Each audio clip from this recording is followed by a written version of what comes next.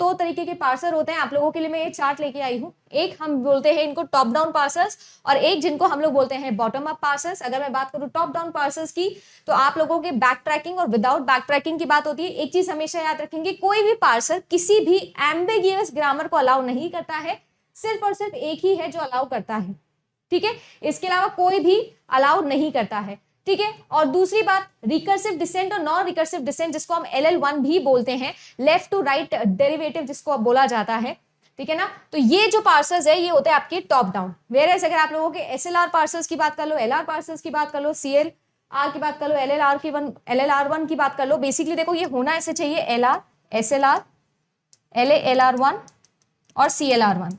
ऐसा क्यों बोल रही हूं, क्योंकि ये आप लोगों का ऑर्डर हो जाता है पावर का। अगर मैं पूछूं सबसे ज्यादा पावरफुल कौन सा है तो CLR सबसे ज्यादा powerful, then LA-LR look ahead वाला, then SLR simple LR parser और फिर LR पार्सर्स सबसे कम। ट्रांजैक्शन होता क्या है, ट्रांजैक्शन कोई भी वो सेट ऑफ इंस्ट्रक्शन है जो हम एग्जीक्यूट करना चाहते हैं किसी भी डेटाबेस के ऊपर जहां पर आपने डेटा रखा हुआ है। अब बात ऐसी है कि आपके पास में ना ये 4 प्रॉपर्टीज हैं जो किसी एक डेटाबेस सिस्टम को फॉलो करनी होती है in order to continue the consistent transaction. Consistent का मतलब क्या है कि मेरा जो सिस्टम है वो ये सारी की सारी प्रॉपर्टीज को फॉलो करे। अब ये सारी की सारी प्रॉपर्टीज आप अच्छे से जानते हो होती क्या है, ये एसिड प्रॉपर्टीज होती हैं, जिसमें एसिड में ए का मतलब होता है एटॉमिसिटी,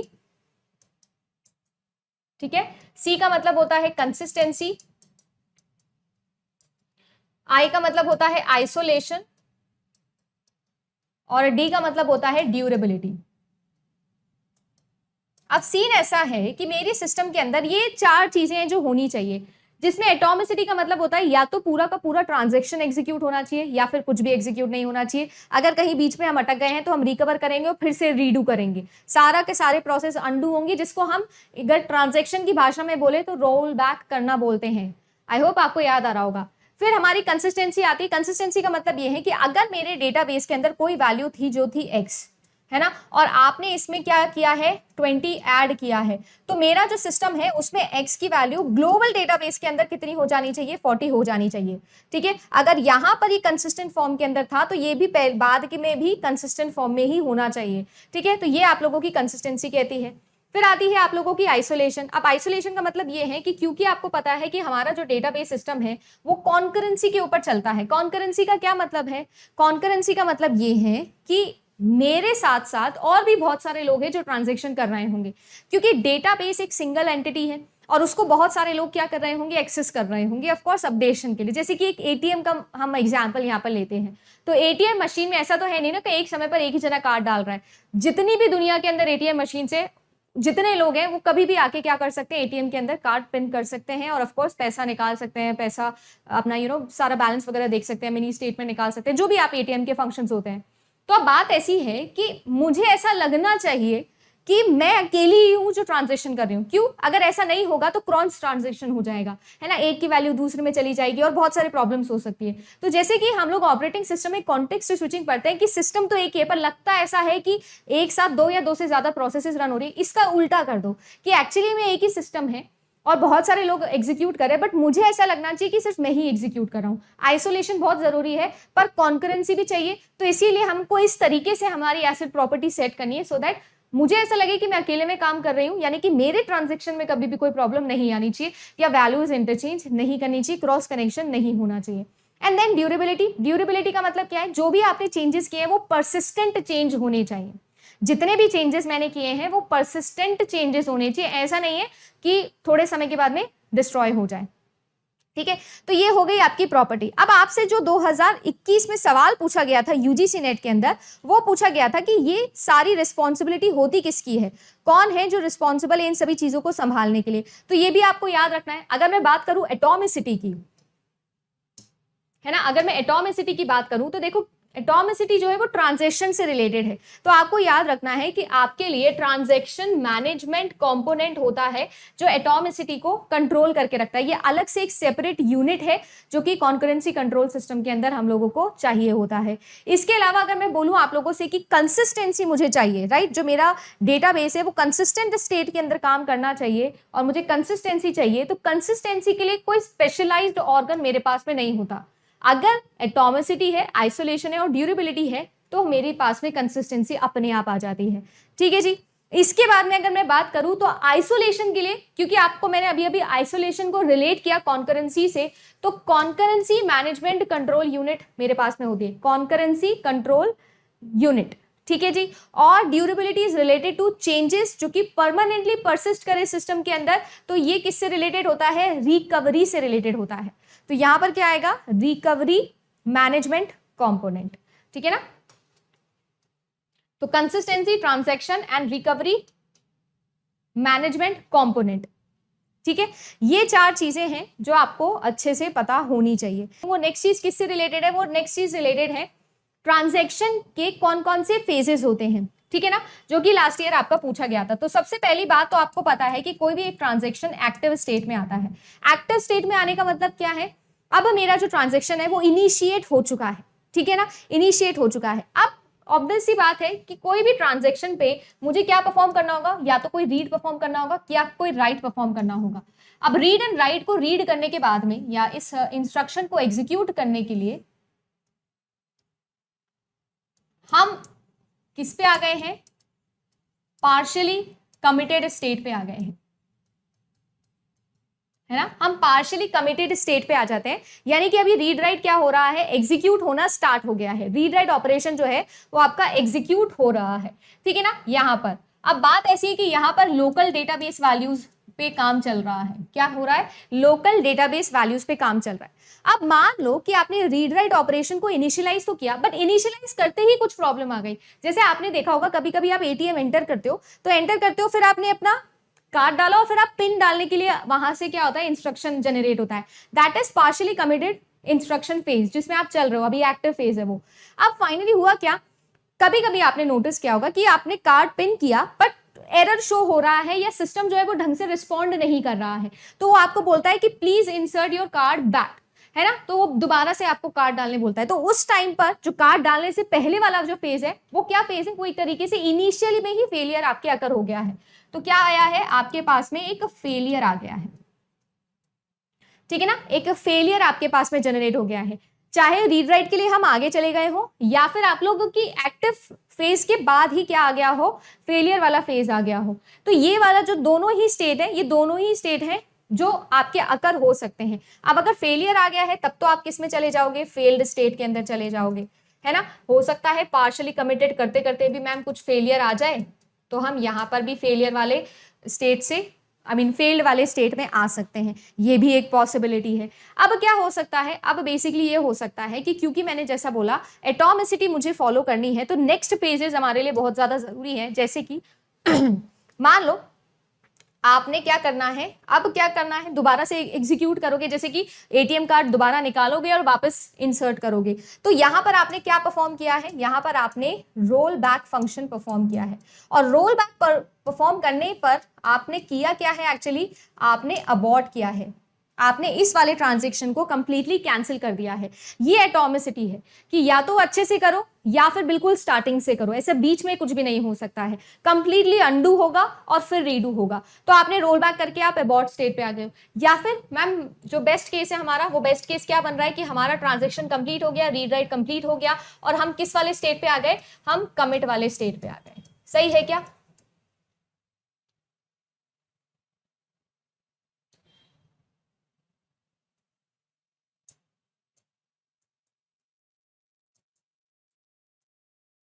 राइट हम अब किस पे आ गए, कमिटेड वाले स्टेट पे आ गए। ये दोनों ही स्टेटेड को सक्सेसफुली हम कहां पे लेके जा सकते हैं, टर्मिनेशन पे लेके जा सकते हैं।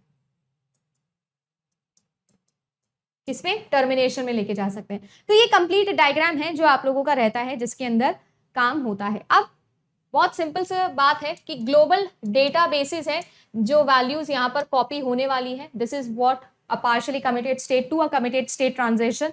और ये स्टेट हो या ये स्टेट हो, इंपॉर्टेंट सवाल यहाँ पर ये बन सकता है कि आपसे पूछा जाएगा कि बताओ कौन सी स्टेट कंसिस्टेंट है।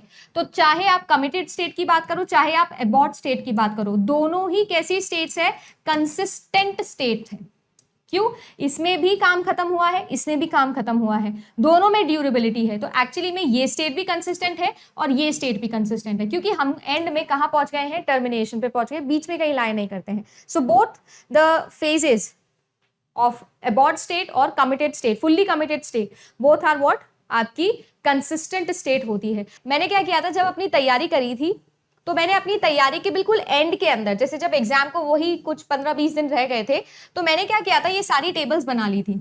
ऑल्दो ये टेबल्स आपको गूगल पे भी मिलती होगी, हर वेबसाइट पे भी मिलती होगी, बट फिर भी मैं आपको प्लेज करूंगी कि आप जरूर इसको एक बार अपने हाथ से ड्रॉ करना। मैंने भी किए हैं, मैंने भी ड्रॉ किए थे, राइट।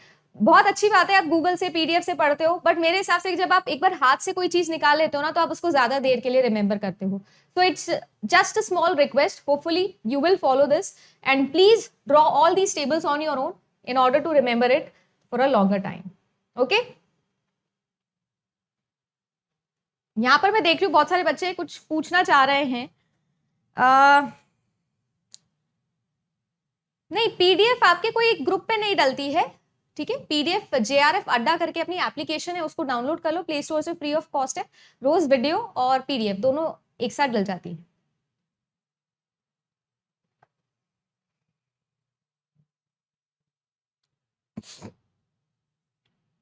हाँ भाई, क्या डाउट है आपका, है ना। टेस्ट सीरीज का बड़ा अच्छा रिस्पांस रहा है, थैंक यू सो मच। बहुत ही अमेज्ड हूं मैं भी ये देखकर, क्योंकि ज्यादा समय नहीं हुआ है, कुछ 1 हफ्ता हुआ है अपन ने एप्लीकेशन लॉन्च करी और टेस्ट सीरीज बना के और फटाफट आपके लिए हमने लेके आए हैं। तो टेस्ट सीरीज का काफी अच्छा रिस्पांस रहा है, बहुत सारे बच्चों के मैसेजेस आए हैं, वीडियोस भी आए हैं कि कितने अच्छे से उन्होंने अटेम्प्ट किया या क्या लेवल रहा क्वेश्चन का। 2-3 दिन से आप इस पेपर का भी लेवल देख रहे होंगे, 5 बजे वाला नहीं देखा है तो 3 वीडियो है, 2-3 वीडियो जाके देखना, आपको लेवल समझ में आ जाएगा किस लेवल के क्वेश्चन आपके लिए बन रहे हैं।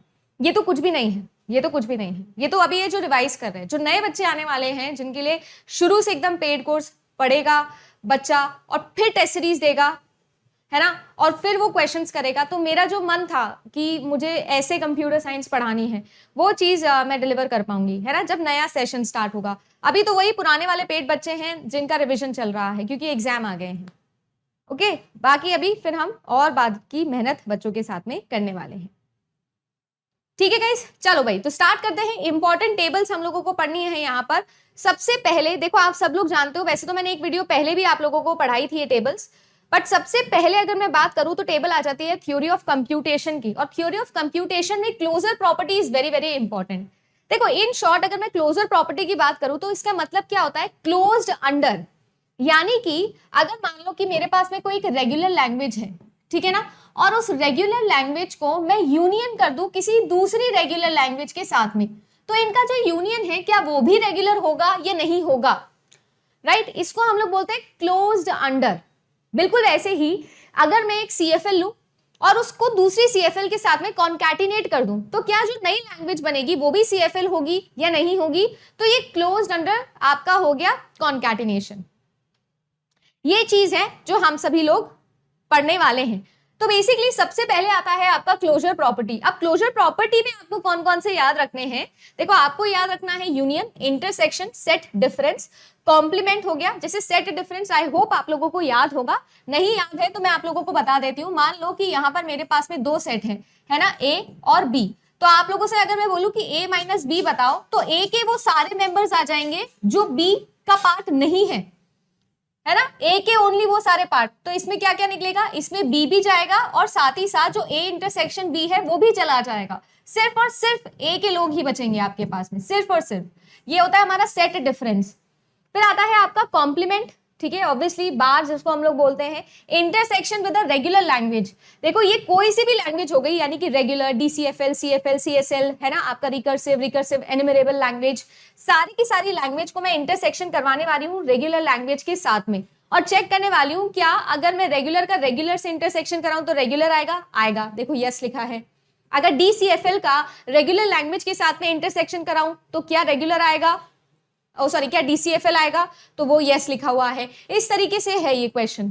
देन कम्स कि union with a regular language. अगर मैं क्या कर रही हूं, इंटरसेक्शन के बाद यूनियन की बात करूं, किसी एक रेगुलर लैंग्वेज के साथ में इनका यूनियन करवा दूं, तो क्या होने वाला है। कॉन्कैटिनेशन की बात यहां पर आ जाती है, क्लीन स्टार की बात आती है, क्लीन प्लस की बात आती है और रिवर्सल की बात आती है। क्लीन स्टार आप लोग जानते हो सिग्मा स्टार से इसको शो करते हैं और इसको हम लोग सिग्मा प्लस से शो करते हैं। इसमें सारी की सारी स्ट्रिंग आती है ऑफ ऑल लेंथ, 0 से लेकर 1 से लेकर 2 से लेकर ऑल लेंथ, सारी लेंथ की स्ट्रिंग्स जो होती है वो आती है सिग्मा स्टार में, और इसमें सारी लेंथ की स्ट्रिंग्स आती है एक्सेप्ट फॉर 5, यानी कि जो 0 लेंथ की स्ट्रिंग होती है उसको छोड़ के बाकी सारे के सारे क्लीन क्लोजर में, अपने क्लीन प्लस में आते हैं। सभी लोग जानते हैं, रिमेंबर है ये पॉइंट? ये पॉइंट क्लियर है? अब देखो, अगर आप लोगों ने एक बार भी प्रीवियस ईयर पेपर एनालाइज किया है, रिवाइज किया है कभी भी, तो आपको याद होगा, आपसे एग्जाम में पूछा जाता है कि मेरे पास में एक CFL थी and I unioned it with a regular language, will the resultant be a regular language और अ CFL और अ DCFL और अ रिकर्सिव लैंग्वेज? ऐसे 4 ऑप्शन आपको बता देता है और आपको पूछा जाता है कि बताइए इसमें सही आंसर क्या होगा। अब देखो कैसे चेक करना है, मेरे पास में है CFL और मेरे पास में है union with a regular language, तो जो CFL है और रेगुलर लैंग्वेज है, क्या ये क्लोज्ड है? तो बिल्कुल हाँ, ये क्लोज्ड है, बिल्कुल ये क्लोज है। तो अगर मैं आप लोगों को एक स्टेटमेंट बोल दूं, बताइएगा कि ये ट्रू स्टेटमेंट बोल रही हूं या फॉल्स स्टेटमेंट बोल रही हूं, आप खुद बताना। whenever I union a CFL context free language with a regular language, then the resultant language is always a CFL। बताओ क्या ये सही है या नहीं है? बिल्कुल लास्ट ईयर होमोमॉर्फिज्म आया था, अभी दिखाएंगे वो भी। मुझे बताइए, इज दिस स्टेटमेंट ट्रू और false? If I concatenate or basically if I union a CFL with a regular language, then the resultant language is also a CFL। क्या ये सही लिखा है मैंने या गलत लिखा है या गलत बोला है? बताइए।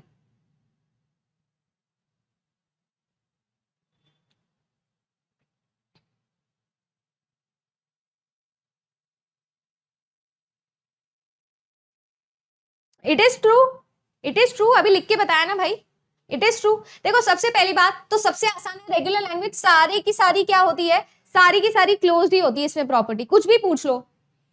अब बात आती है DCFL की, तो जो है कम वो याद रखेंगे, यानी कि अगर आप कर लो कॉम्प्लीमेंट DCFL का तो भी आपको DCFL मिलेगा, डिटरमिनिस्टिक CFL बोलते हैं इसको हम। DCFL को इंटरसेक्शन करो तो भी DCFL, यूनियन करो रेगुलर के साथ में तो भी DCFL, अगर मैं क्या कर रही हूँ रिवर्सल कर रही हूँ तो भी DCFL, बाकी सब में नो आ जाएगा। यानी अगर मैं किसी एक DCFL को कॉन्कैटिनेट करूं दूसरी DCFL के साथ में, तो जो रिजल्टेंट है जरूरी नहीं कि वो डिटरमिनिस्टिक ही हो, जरूरी नहीं है।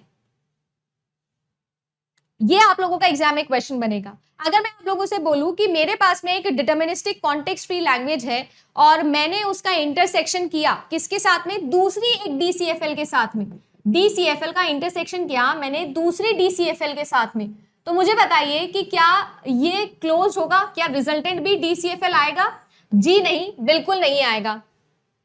चाहे DCFL हो चाहे CFL हो, दोनों के दोनों ही इंटरसेक्शन के अंदर क्लोज्ड नहीं होते हैं, नहीं होते हैं। CFL का इंटरसेक्शन करो अगर आप लोग तो क्या निकल के आता है? रेगुलर लैंग्वेज निकल के आता है, इफ यू रिमेंबर। और ये चीज यहां पर प्रूफ भी हो रही है, intersection with the regular language of CFL, तो यस लिखा हुआ आ रहा है। Correct, got it. इसी तरीके से CFL का भी याद रख सकते हो, तो जिसमें नहीं होता है, कम है ना, इसको याद रख लो, तो इंटरसेक्शन, सेट डिफरेंस और कॉम्प्लीमेंट हो गया। सिमिलरली अगर बात करूं तो CSL और आपका रिकर्सिव, ये भी सभी के अंदर क्लोज्ड होते हैं, कुछ भी पूछ लो, कुछ भी याद नहीं करना है।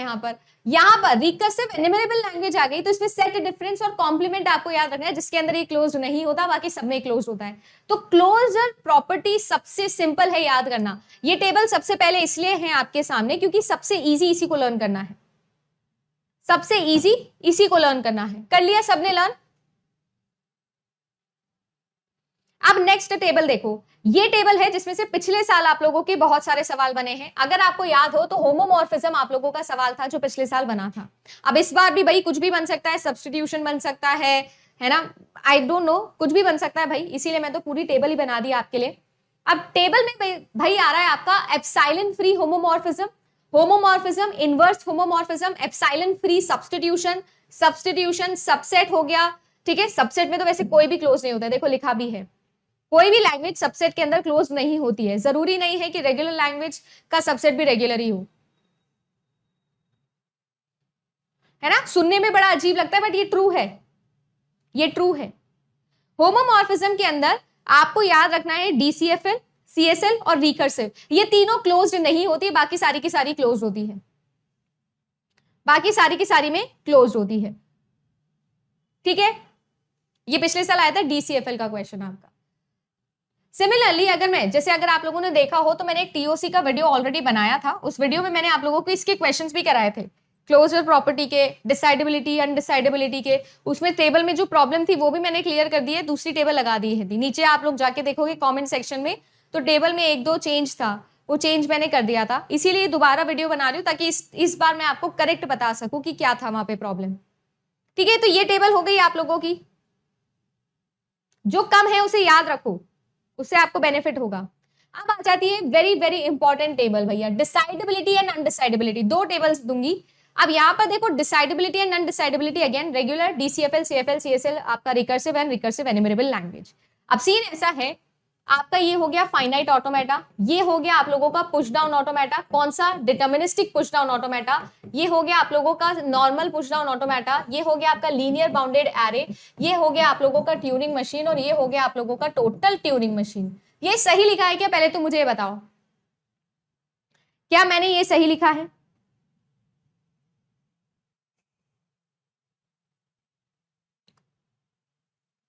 अगर मैं किसी लैंग्वेज के लिए टोटल ट्यूरिंग मशीन बना सकती हूं तो उस लैंग्वेज को मैं रिकर्सिव एनिमरेबल लैंग्वेज बोलती हूं। क्या ये मैंने सही लिखा है या गलत लिखा है? आइए आपका थोड़ा रिवीजन चेक किया जाए। इज इट ट्रू और is it falls?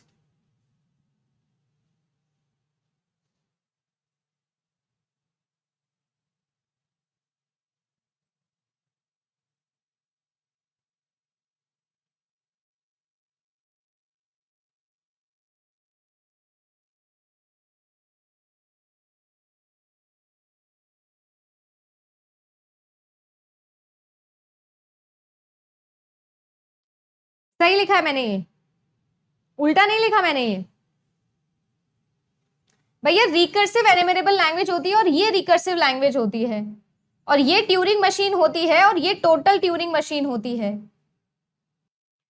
A total Turing machine is a special type of Turing machine which either accept or reject but never goes into a loop. तो अंदर आएगी टोटल ट्यूरिंग मशीन या बाहर आएगी?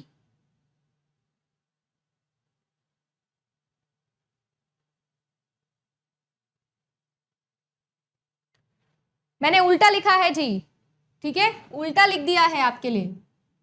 ये linear bounded array, ये total Turing machine है, और ये आप लोगों का ट्यूरिंग मशीन है।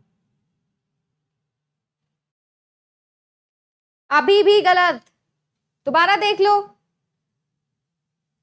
कुछ दोबारा बता दो। Okay guys, we are back, I think we are back.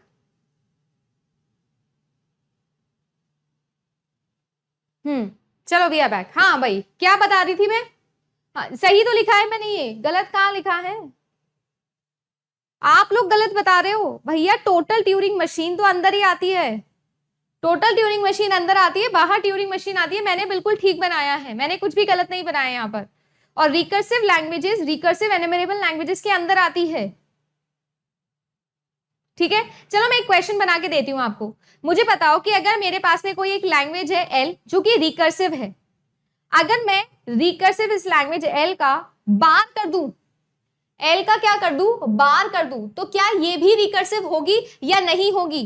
ये एक क्वेश्चन आप लोगों के प्रीवियस ईयर एग्जाम में आ चुका है। अब इसको चेक करने के लिए देखो, मैंने अभी अभी आपको बताया था क्या? इंटरसेक्शन।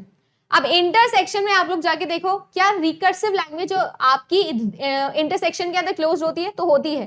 तो आप क्या बोलोगे, अगर कोई लैंग्वेज एल है आपके पास में और वो क्या है? रिकर्सिव है, तो उसका बार भी क्या होगा? रिकर्सिव ही होगा, अंदर ही आता है। अरे समझ में आ गया क्या? तो ये होगा टोटल ट्यूरिंग मशीन, ये होगा ट्यूरिंग मशीन। चलो अब आ जाओ। अब आपसे बोला जा सकता है कि कोई आपके पास में W है, कोई भी एक स्ट्रिंग है, क्या वो लैंग्वेज में बिलोंग करती है या नहीं करती है ना? सबसे पहले डिसाइडेबिलिटी तो चेक करने के लिए, जिसको हम मेंबरशिप प्रॉब्लम भी बोलते हैं, क्या बोलते हैं? Membership problem. तो यहाँ पर अगर कोई रिकर्सिव रेगुलर लैंग्वेज है तो यहाँ पर डिसाइडेबल है। अगर आपके पास में कोई एक रेगुलर लैंग्वेज है और उसकी कोई स्ट्रिंग को चेक करना चाहते हो कि कोई स्ट्रिंग इसका मेंबर है या नहीं है, क्या आप उसके लिए बेसिकली कोई फाइनाइट ऑटोमेटा बना सकते हो या नहीं? तो बना सकते हो।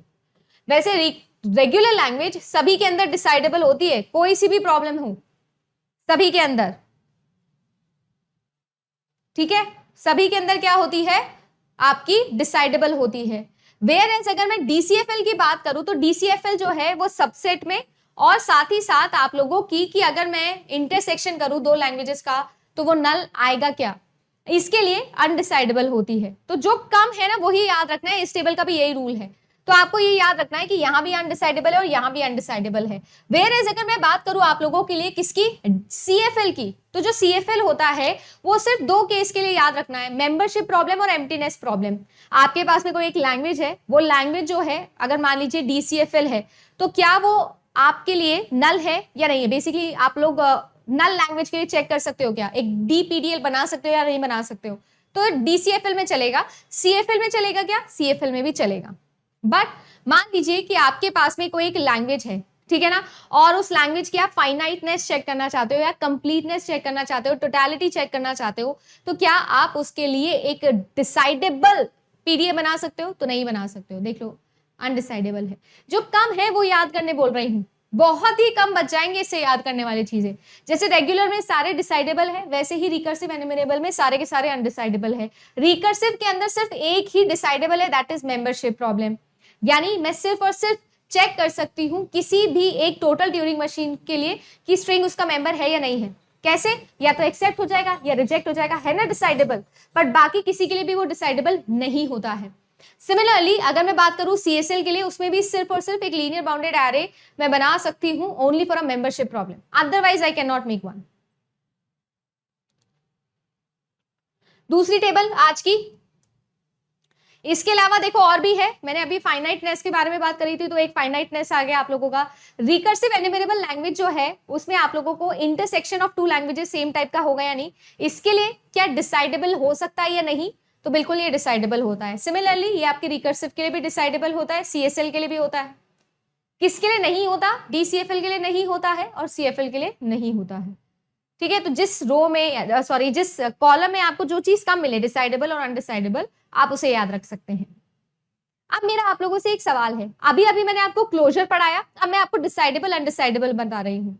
एग्जाम में थोड़ा फोकस करके ध्यान से पढ़ेंगे। मान लो आप लोगों को एक सेंटेंस दिया है, उस सेंटेंस में ध्यान से पढ़ लेना कि मैंने एक DCFL का इंटरसेक्शन किया दूसरे DCFL के साथ में, तो क्या इंटरसेक्शन के बाद में जो लैंग्वेज आई वो भी DCFL है या नहीं है, ये चेक करना क्लोजर प्रॉपर्टी है। वेयर इज क्या मैं दो लैंग्वेजेस का इंटरसेक्शन निकालना चाहती हूँ फॉर अ DCFL, तो क्या ये डिसाइडेबल है या नहीं है, ये एक अलग क्वेश्चन है। दोनों के लिए अलग तरीके से टेबल अप्लाई होगी और आंसर आएगा। बच्चे क्या करते हैं, सिर्फ एक टेबल याद कर लिए मान लो, या क्लोजर प्रॉपर्टी याद है तो उसी के बिहाफ पे काम कर देते हैं, ये नहीं चल रहा है।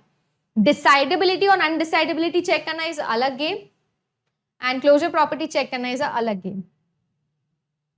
दोनों क्वेश्चन में डिफरेंस क्लियर है सबको? अगर क्लियर है तो हम आ जाते हैं आगे। आगे आप लोगों का सवाल बनता है किससे, DSA से। तो सॉर्टिंग एल्गोरिथम आपको पढ़नी है। अब भाई सॉर्टिंग में तो आप सब लोग जानते हो, देखो सर्चिंग और सर्चिंग में तो दो ही टाइप के सर्च है आपके पास में, एक है आप लोगों का लीनियर और एक है आप लोगों के पास में बाइनरी। ये तो बहुत ही सिंपल है दोनों चीजें। लीनियर में तो कुछ भी नहीं होता है, ऑर्डर ऑफ एन ही लगाओगे भैया, जितने एलिमेंट्स है सबको सर्च करना पड़ेगा, हो सकता है लास्ट वाला एलिमेंट मिले तो worst case order of N, big O लिखा हुआ है। और यहां पर अगर बात करूं तो order of log N. Why order of log N? क्योंकि मैम बाइनरी सर्च में आप डिवाइड कर देते हो दो पार्ट्स में, है ना, दो पार्ट्स में मिड वैल्यू निकाल लेते हो, फिर या तो उससे बड़े में जाओगे या उससे छोटे में जाओगे। तो एक्चुअली में आप ट्री की हाइट ही ले लेते हो, जो आप लोगों का क्या आएगा, जैसे बाइनरी ट्री है ना, बाइनरी सर्च ट्री बनाना है तो बिल्कुल वैसे ही। तो इट्स लाइक कि आपने क्या किया है, binary search mid value theorem लगा ली है। तो यहां पर क्या हो जाता है, ऑर्डर ऑफ लॉग एन। क्यों? क्योंकि हाइट जो होती है वो लॉग एन आती है ना किसी भी ट्री की, बाइनरी ट्री की, तो वो ऑर्डर ऑफ लॉग एन। अब बात आ जाती है आपकी सॉर्टिंग एल्गोरिथम्स की। देखो सॉर्टिंग एल्गोरिथम्स बहुत सारी है, बहुत सारी, और सारी ही इंपॉर्टेंट है सारी ही इंपॉर्टेंट है। तो आपको याद रखना है टाइम कॉम्प्लेक्सिटी और स्पेस कॉम्प्लेक्सिटी दोनों। अब याद कैसे रखना है, देखो मैं आपको बताती हूँ कि मैंने कैसे याद रख रखा है। आप सभी लोगों को करना क्या है, जिसकी सबसे ज्यादा है वो सबसे पहले याद रखो। तो सिलेक्शन सॉर्ट है जिसकी सबसे ज्यादा है, ऑर्डर ऑफ एन स्क्वायर, और तीनों ही केस में सेम है, वर्स्ट ले लो, बेस्ट ले लो, एवरेज ले लो। आई होप कि आपको सिलेक्शन सॉर्ट याद है कि कैसे करते थे हम सिलेक्शन सॉर्टिंग। याद है क्या?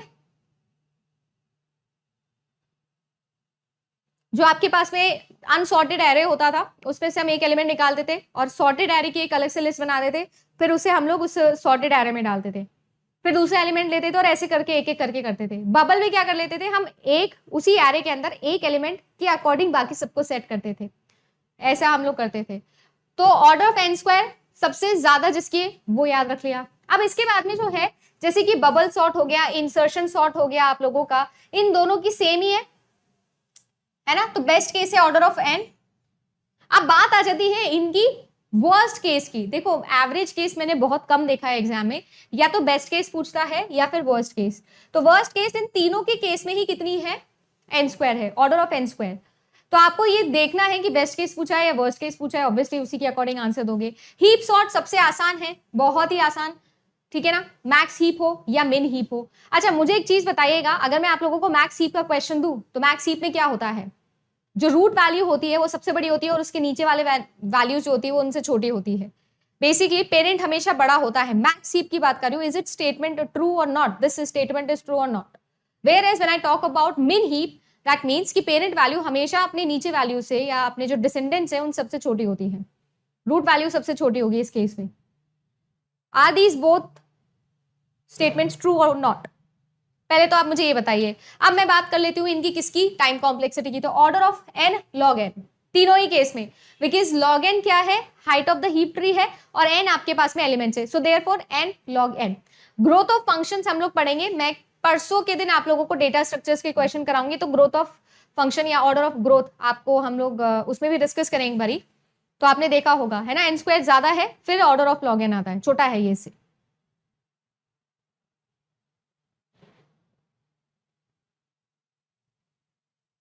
पेपर वन की क्लास का चार्ट, किसमें चार्ट बनाए पेपर वन में, है ना, मैंने ट्रू बोला है, बिल्कुल सही, वेरी गुड, ठीक है। इसके अलावा आपका जो क्विक सॉर्ट है वो भी इन्हीं के साथ चल रहा है। देखो एक चीज सॉर्टिंग में कॉमन है, अब तक जो भी वर्स्ट केस बताए हैं सारे के, selection sort, bubble sort, insertion, heap sort को छोड़ के, सॉरी, क्विक सॉर्ट, सबका worst case order of n square ही होता है, ठीक है। इसके अलावा भी जो देखोगे वो या तो ऑर्डर ऑफ एन स्क्वायर आएगा या order of n log n आएगा। तो सबसे पहली बात तो दिमाग में ये चीज सेट कर लो आप, वर्स्ट केस आपके पास में ये सॉर्टिंग एल्गोरिथम्स में या तो ऑर्डर ऑफ एन स्क्वायर जाता है या फिर जाता है एन लॉग एन, ठीक है। यूजुअली आपके पास में बकेट सॉर्ट हो गया या रेडियस सॉर्ट हो गया, ये कम आए हैं एग्जाम में, अभी तक इतने ज्यादा मैंने देखे नहीं है, बट स्टिल पूछ भी ले तो भी आप याद रखना एन इंटू के की वैल्यू होती है।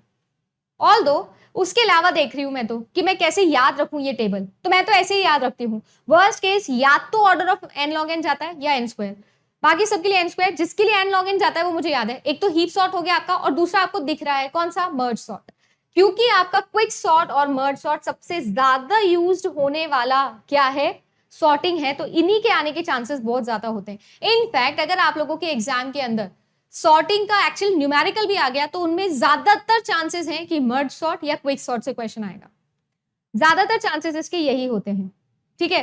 सो डू रिमेंबर दिस, मैंने जैसे याद किया, मैं मुझे नहीं पता कि मैं कोई ट्रिक नहीं बता रही हूँ आपको, मैं बस ये बता रही हूँ कि टेबल्स मैंने बनाई थी हाथ से और मैंने कैसे याद रखी थी, जेन्युइन आपको लगे तो आप भी ऐसे ट्राई कर लेना। बाकी मैं जो बच्चा मुझे जानता है, कंप्यूटर साइंस पढ़ा है जिसने, उसको पता होगा, मेरे को नहीं पता, मैं तो सब कुछ पढ़ा देती हूँ। अब आप देख लो यार, ऐसा कोई मेरे पास वो गाना नहीं है कि मैंने गाने से कुछ याद किया, यानी लॉजिक लगा लगा के याद कर लो यार, थोड़ा है ना, ऐसा ही है, अब इतना ही है। तो मैंने जैसे याद किया था मैं आपको बता देती हूँ, देख लो, है ना, कुछ कॉमन पैटर्न दिख रहा है, मैंने उसके अकॉर्डिंग याद कर लिया, जो अनकॉमन दिख रहे थे वो याद रख लो, जो चीजें कम है वो याद करा करो, उससे क्या होता है आपके पास में ज्यादा चीजें आपको नहीं याद करनी पड़ती है। उसके बाद में आ गया आप लोगों का, यहां पर अगर आप ध्यान से देखो ना तो बाकी तो नॉर्मल चल रहा है, order of n log n, order of n log n, ठीक है ना, बाकी सब नॉर्मल चल रहा है। सिर्फ एक सिलेक्शन सॉर्ट है जिसको मैंने सर्किल भी किया है, सबसे ज्यादा इसी की है, बेस्ट केस के अंदर भी यही है। अगर मैं आप लोगों को बोल दूं कि कोई एक सॉर्टेड एरे है, ऑलरेडी सॉर्टेड एरे हैं, ऑलरेडी सॉर्टेड एरे हैं, तो मैं कौन से टाइप की सॉर्टिंग एल्गोरिथम लगाऊंगी, अगर मैं ये आपको दे दूं तो आप क्या करोगे। चलो ये क्वेश्चन, ये प्रीवियस ईयर क्वेश्चन है बाय द वे, गेट के एग्जाम में आया था 1 मार्क क्वेश्चन।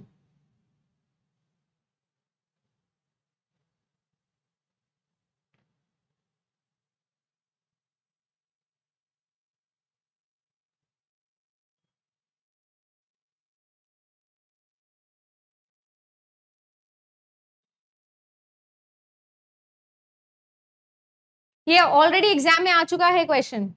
अगर मेरे पास में ऑलरेडी सॉर्टेड एरे हैं तो मैं कौन से टाइप की सॉर्टिंग एल्गोरिथम यूज करूंगी? बहुत आसान है जज करना। इंसर्शन सॉर्ट इसका सही आंसर होगा, ठीक है ना। इंसर्शन सॉर्ट देख रहे हो ना, ऑर्डर ऑफ एन।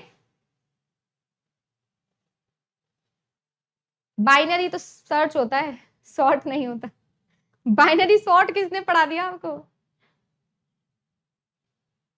ठीक है, कौन सा होएगा? Insertion sort. If I have a already sorted array then insertion sorting is the best. अगर मेरे पास में एक अनसॉर्टेड एरे है ना, अनसॉर्टेड एरे है, इंसर्शन तो हो गया, चलो अनसॉर्टेड एरे है, तो मैं कौन सी बेस्ट लगाऊंगी? अरे ऑब्वियसली देख लो ना आप, बेस्ट केस देख लो, बेस्ट केस देख लो, देख लो कौन सी लगा सकते हो। हम यूजुअली कौन सी लगाते हैं? मर्ज सॉर्ट लगाते हैं, यूजुअली मर्ज सॉर्ट लगाते हैं। ठीक है, क्यों लगाते हैं? क्योंकि मैम मर्ज सॉर्ट में बेस्ट केस, एवरेज केस और वर्स्ट केस तीनों सेम ही होते हैं, order of n log n. अगर सॉर्टेड है तो कौन सी लगाएंगे, अनसॉर्टेड है तो कौन सी लगाएंगे, ये भी सवाल बनता है। ये सारी सॉर्टिंग एल्गोरिथम के बिहाफ पर ही, इनकी टाइम कॉम्प्लेक्सिटी के बिहाफ पर ही बनता है। अब बात आ जाती है स्पेस कॉम्प्लेक्सिटी की। तो देखो भैया, स्पेस कॉम्प्लेक्सिटी की बात ये होती है कि यहाँ पर ऑर्डर ऑफ एन सिर्फ इनकी याद रखने, क्विक सॉर्ट, मर्ज सॉर्ट और आपके पास में bubble sort, bucket sort, sorry, है ना, बाकी किसी की याद नहीं रखनी। एक और चीज है जो आपके एग्जाम में पूछी जाती है, जो इस टेबल में आपको दिख रही होगी एडेड, कौन सी? इन प्लेस, और साथ ही साथ स्टेबल है या नहीं है ना, स्टेबल है या नहीं है। मैंने आपको ये पढ़ाया भी था कि स्टेबल का क्या मतलब होता है। किसी को अगर पता है तो कमेंट करके जरूर बताना, मैं नेक्स्ट क्लास में जरूर बताऊंगी जब हम डीएस से पढ़ेंगे। इन प्लेस में आप लोगों को बताती हूँ कि इन प्लेस का क्या मतलब होता है। देखो, अगर मान लो इन प्लेस का मतलब बता रही हूँ, मेरे पास में एक एरे है ना, जिसमें मेरे पास में इस तरीके की वैल्यूज हैं।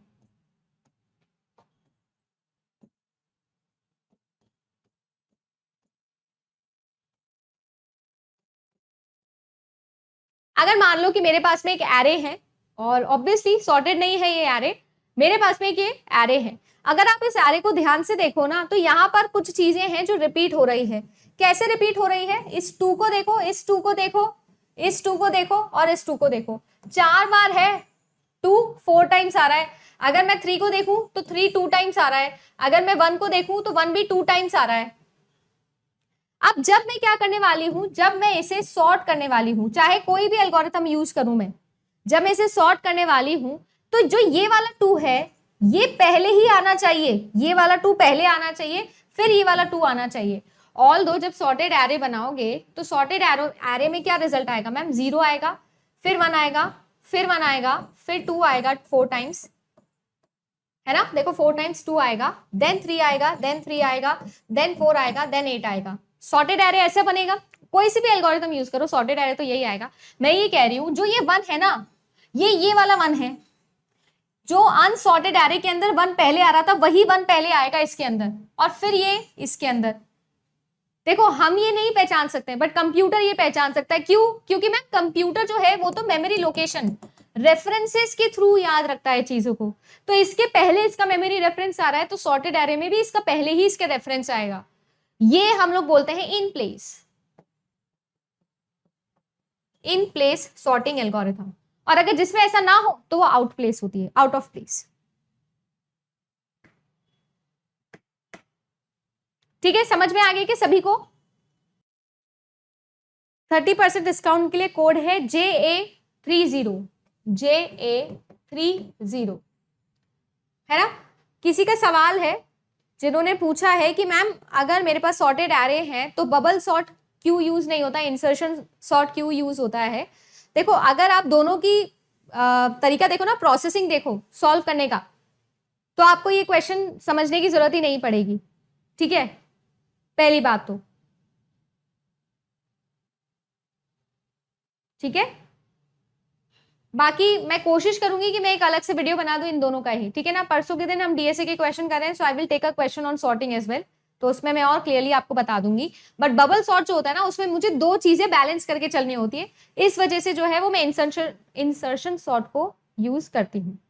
चलिए जी, अभी जो मैंने आपको ये समझाया है, अभी कुछ बच्चों का ये डाउट आ रहा है कि मैम इसको इन प्लेस बोलते हैं हम या इसको हम स्टेबल बोलते हैं।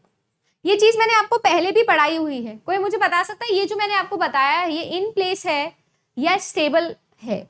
दोनों में से कौन सा है? ये तो गूगल वाला आंसर दे दिया आपने, इन प्लेस जिसके अंदर नो एक्स्ट्रा आपके पास में एरे हो इज रिक्वायर्ड फॉर सॉर्टिंग, ये तो आपने गूगल वाला आंसर दे दिया। ठीक है, मैंने आपको पढ़ाया हुआ है, इन प्लेस भी पढ़ाया है, स्टेबल भी बताया है। कोई मुझे रीजन दे सकता है कि ये कौन सा है, ये इन प्लेस है या स्टेबल है? ठीक है, बताना जरा मुझे, जो मैंने अभी आपको समझाया है। सभी के सभी यही चीज कर रहे हैं, गूगल वाला आंसर चिपका रहे हो आप मुझे। देखो एक्चुअली में अगर मैं आप लोगों को बोलूं तो स्टेबल और in place kind of same ही चीज को एक्सप्लेन करते हैं, है ना? सेम ही चीज को एक्सप्लेन करते हैं। वहां पर आपको ये बोलेगा कि ओरिजिनल रिकॉर्ड्स जो हैं वो एज इट इज स्टोर्ड है आपके पास में, आपके न्यू एरे के अंदर भी, अनसॉर्टेड एरे के अंदर जो ओरिजिनल रिकॉर्ड्स थे जितनी मेमोरी में थे उतने ही मेमोरी में होंगे आपके सॉर्टेड एरे के अंदर भी। ये भी इन प्लेस की ही एक डेफिनेशन है ना? और उस केस में जो मैंने अभी आपको बताया कि ओरिजिनल रिकॉर्ड्स के अंदर जो पोजीशन होती है वही यहां पर होती है, उसको भी स्टेबल बोल देते हैं।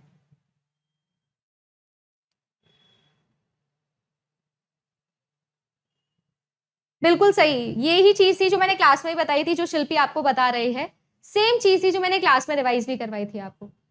तो बेसिकली जब हम गूगल पे या किसी वेबसाइट पे आंसर पढ़ते हैं ना, तो वो थोड़ा इंक्रिप्टेड फॉर्म के अंदर होता है, उसको थोड़ा डिकोड करके समझोगे तो आपको ये चीज समझ में आ जाएगी। ठीक है, तो जो चीज मैं आपको समझा रही हूं, ये क्या बोल रही हूं, आपके पास में ये जो ओरिजिनल रिकॉर्ड है, इस ओरिजिनल रिकॉर्ड को जब आप एक्चुअली में कन्वर्ट करोगे सॉर्टेड एरे के अंदर, if you take an another array, तो मेरे लिए क्या हो जाएगा, वो अनस्टेबल हो जाएगा। ठीक है, जैसे फॉर एग्जाम्पल अगर आपको याद हो तो काउंटिंग सॉर्ट मैंने आपको पढ़ाया था। कितने बच्चे हैं जिनको याद है काउंटिंग सॉर्ट का न्यूमेरिकल भी सॉल्व करके देखा हुआ है हमने क्लास में, लास्ट बैच में?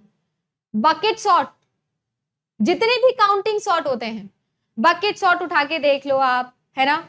बताया था उसके अंदर आप लोगों को कि कैसे जो है वो एक्स्ट्रा मेरे पास में एक एरे होता था जिसके अंदर मुझे वैल्यू लेके जानी पड़ती थी, फिर जाके स्टोर करनी पड़ती थी। अगर आप इवेंचुअली देखो तो दोनों चीजें तो कोइंसाइड ही कर रही है मैम।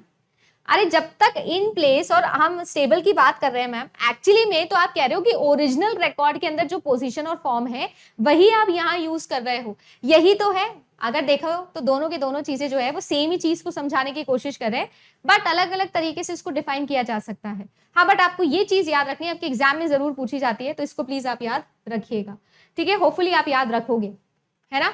जैसे फॉर एग्जाम्पल आप लोगों का मर्ज सॉर्ट हो गया, ठीक है, आप लोगों का क्विक सॉर्ट हो गया, ये सब आपको याद रखने हैं।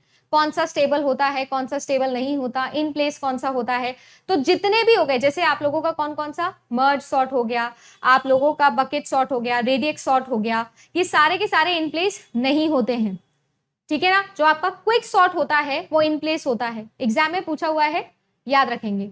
इसके अलावा आपके पास में और भी होता है, जैसे काउंट सॉर्ट, जिसकी अभी मैंने बात भी करी, देख लो ये क्या है आप लोगों के लिए, इन प्लेस नहीं होता है।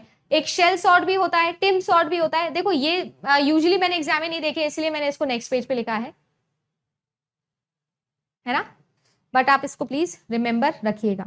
चलो एक और इंपॉर्टेंट चीज आप लोगों को सिखाते हैं। अब ये important table next important table है जिसके अंदर मैं आपको बता रही हूँ रिलेशन। अब रिलेशन में जैसे कि मैं आप लोगों को बोलूं कि नंबर ऑफ डिफरेंट रिलेशन आपको बताने हैं, अगर n एलिमेंट आपके पास में है और m एलिमेंट्स के साथ में आपको बताना है, तो बेसिकली m क्रॉस n बनाते हो ना आप, है ना? कार्टेशियन प्रोडक्ट जब निकालते हो, तो ऐसे टोटल कितने रिलेशंस मेरे पास आ सकते हैं, तो आप 2 की पावर में से चढ़ा दो तो 2 की पावर m क्रॉस n आ जाता है। अगर मैं आपसे बोलूं कि रिफ्लेक्सिव रिलेशंस बताने हैं, रिफ्लेक्सिव कौन से रिलेशन होते हैं, जिसके अंदर मैम खुद से खुद का रिलेशन होता है ना? If an item A is related to itself, तो हम उसे रिफ्लेक्सिव बोलते हैं। नहीं, सिर्फ इसलिए नहीं होता एशना, मुझे ऐसा लग रहा है कि आप क्या कॉन्सेप्ट समझ रहे हो, आपको ऐसा लग रहा है कि सिर्फ टाइम कॉम्प्लेक्सिटी के अकॉर्डिंग काम होता है, ऐसा नहीं होता है। प्रोसीजिंग पर भी डिपेंड करता है कि एक्चुअली में प्रोसीजर क्या यूज किया जा रहा है ना? तो स्टेबिलिटी भी देखी जाएगी, स्पेस कॉम्प्लेक्सिटी भी देखी जाएगी, प्लस उसके अंदर क्या प्रोसीजर्स है, क्योंकि जो प्रोसीजर्स है उसके अकॉर्डिंग इक्विपमेंट्स मेरे पास में है या नहीं है, कितने बिट का मेरा आर्किटेक्चर है, ये सारी चीजें देखने के बाद ही हम सॉर्टिंग एल्गोरिथम यूज करते हैं। तो अगर मैं बोलूं कि मेरे पास में एक सॉर्टेड एरे है और मुझे उसको सॉर्ट करना है, तो सबसे आसान तरीका इंसर्शन सॉर्ट होता है, क्योंकि इंसर्शन सॉर्ट के अंदर मुझे कभी भी दो चीजों को एक साथ बैलेंस नहीं करना होता जो बाकी सॉर्टिंग एल्गोरिथम में करना पड़ेगा। तो ऐसा नहीं होता है ना, सिर्फ टाइम कॉम्प्लेक्सिटी के बिहाफ पे हम नहीं करते हैं।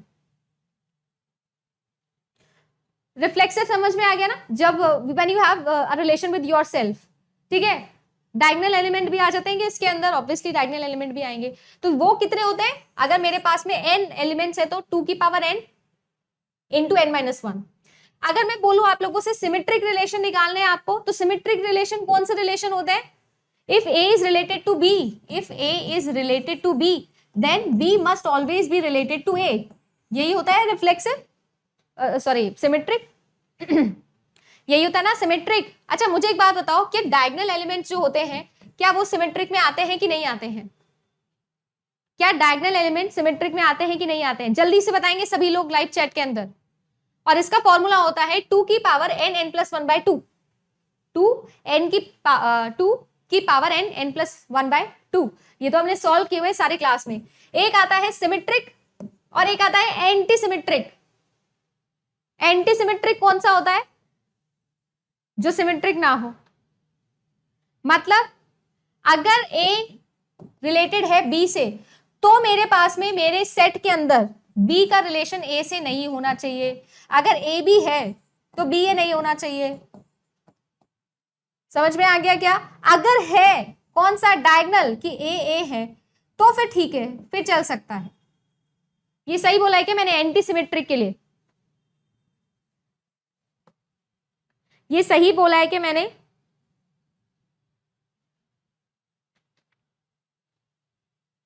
हाँ ओनली डायगोनल पेयर, मतलब आप सिर्फ और सिर्फ सिमेट्री डायगोनल पेयर में अलाउ करोगे, बाकी में नहीं करोगे।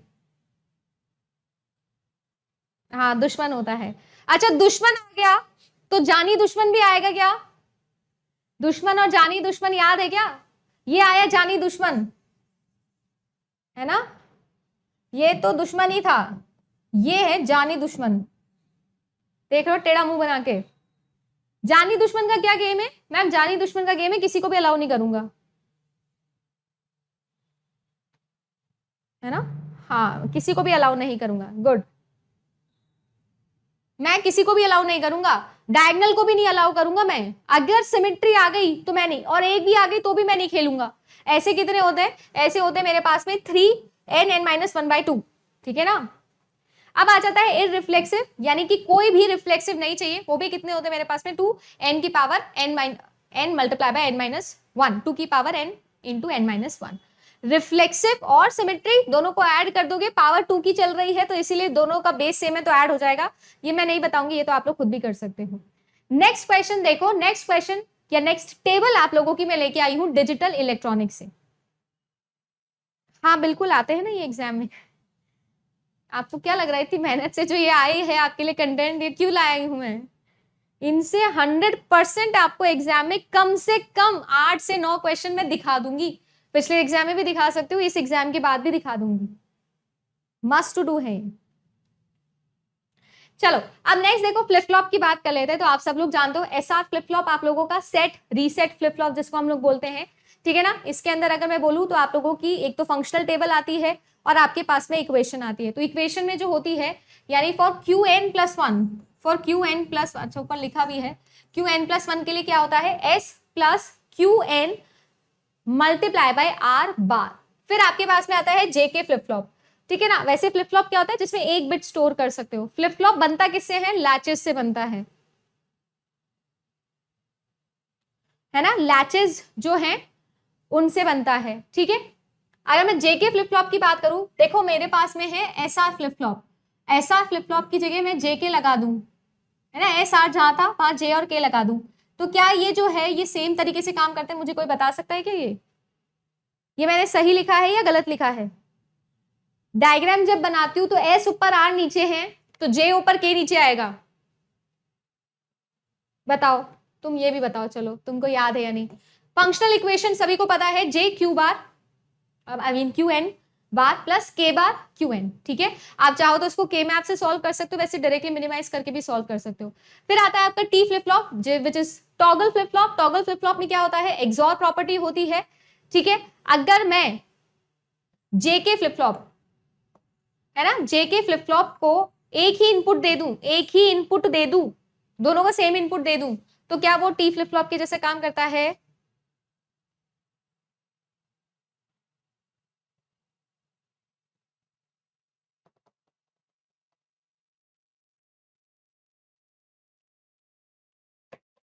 अरे बताओ भाई, फ्लिप फ्लॉप भूल भाल गए क्या? डिजिटल इलेक्ट्रॉनिक्स को ताला मार दिया क्या?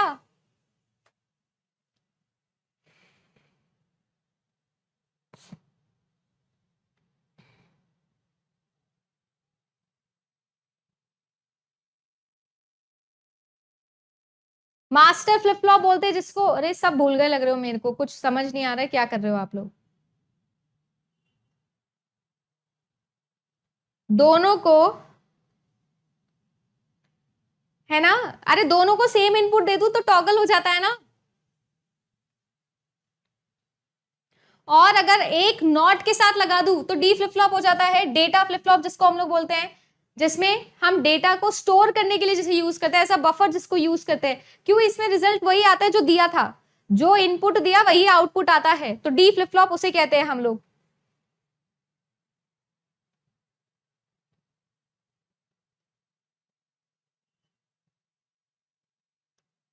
बिल्कुल सही।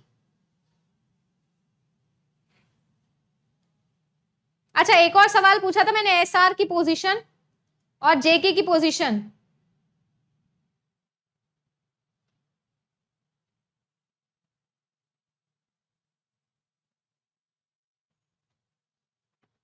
हाँ, नॉट लगा देते हैं तो आ जाता है, वेरी गुड।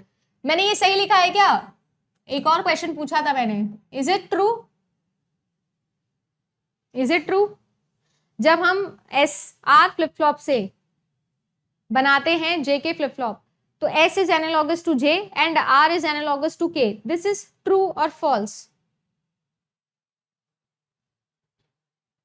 है ना? This is also true guys, ये भी सही है।